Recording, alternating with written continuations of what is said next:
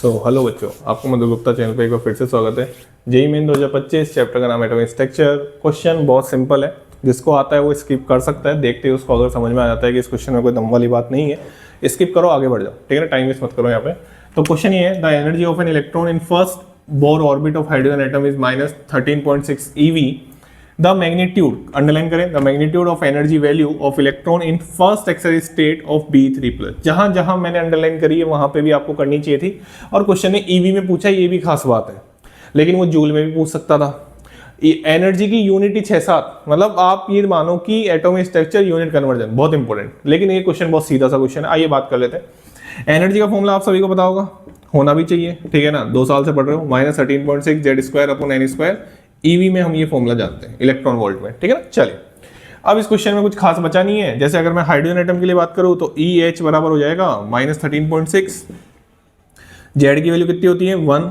और इसने बोला है फर्स्ट बोर ऑर्बिट। फर्स्ट और बोर ऑर्बिट का मतलब यहाँ पे अंडरलाइन कर दूं, first Bohr orbit, first Bohr orbit, ठीक है।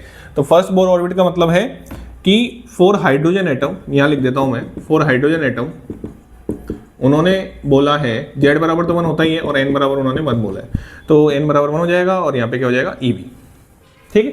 मतलब EH बराबर आपका आ गया क्या, -13.6 EV। बात समझ में आ गई।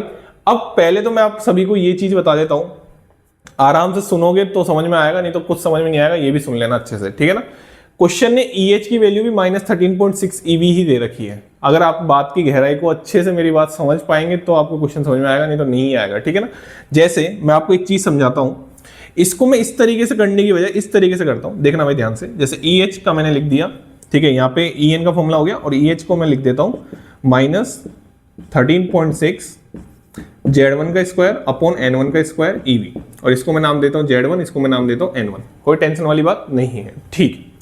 इसके बाद अगर मैं EB3+ के लिए लिखूं, आराम से समझना है ना, B3+ के लिखूं तो यहां पे क्या हो जाएगा -13.6। वापस फॉर्मूला लगाएंगे B3+ के लिए। अच्छा, ये फॉर्मूला केवल किसके लिए लग सकता है, 1 इलेक्ट्रॉन सिस्टम के लिए। 1 इलेक्ट्रॉन है इसमें B3+ में, ठीक है ना। हाँ चलिए, 4 इलेक्ट्रॉन, 3 + का 4, 1 इलेक्ट्रॉन बच गया। तो यहां पे मैं लिख सकता हूं Z2 का स्क्वायर/N2 का स्क्वायर EV में। इसको इक्वेशन 1 नाम दे दे, इसको इक्वेशन 2 नाम दे दे। बहुत ही आसान तरीके से मैं आपको समझा रहा हूं। तो इक्वेशन 1 डिवाइड बाई इक्वेशन 2, कोई टेंशन वाली बात नहीं है सर, बिल्कुल समझ में आ रहा है। तो यहां पे क्या हो जाएगा आपका EH/EB3+, ठीक है, बराबर, इसको मैं थोड़ा सा अच्छा लिखूं, ठीक है, जिससे आपको अच्छा सा दिखे, B3+ बराबर, हाँ भाई 13.6 से 13.6 तो कैंसिल हो जाएगा, ठीक है ना, ये माइनस माइनस सब कैंसिल हो जाएगा। तो अगर आप ध्यान से देखें तो ये आपका आएगा Z1 का स्क्वायर इंटू N2 का स्क्वायर अपॉन Z2 का स्क्वायर अपॉन N1 का स्क्वायर, ठीक। बताओ Z1 क्या है, अच्छा 4B3+ atom, 4B3+।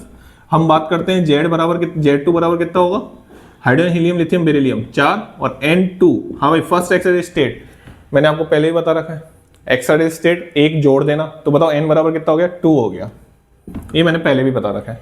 Second excise state N बराबर 3, थर्ड एक्साइज स्टेट N बराबर 4, ठीक है। चलिए वैल्यू रख दो, तो आप वैल्यू रखेंगे तो आपको देखने को मिलेगा -13.6 EV डिवाइड बाई EB3+ बराबर, हाँ भाई Z1 की वैल्यू 1, N1 की भी वैल्यू, Z2 की वैल्यू कितनी 4, तो 4 का स्क्वायर कितना हो गया 16।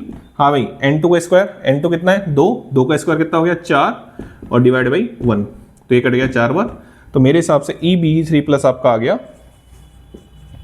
-13.6 इंटू 4 EV। ओहो, क्या लिख रहे हैं सर आप, गलत लिख रहे हैं थोड़ा सा।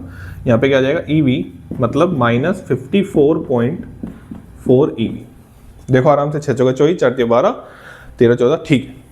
क्वेश्चन ने मैग्नीट्यूड में पूछा था, तो आंसर क्या आ जाएगा मैग्नीट्यूड में 54। इंटीजर वैल्यू पूछी थी, तो इंटीजर नियरेस्ट इंटीजर वैल्यू क्या होगी, अगर ये 5 से ज्यादा होता तो 55 आंसर हो जाता, ये वाला 54.6 होता। तो ये आपने राउंड ऑफ करना सीखा होगा मॉल कॉन्सेप्ट में, ठीक है ना। सिग्निफिकेंट फिगर के बाद है एनसीईआरटी में भी और टीचर्स भी पढ़ाते हैं, ये आप फिजिक्स में भी बात करते हैं, ठीक है ना।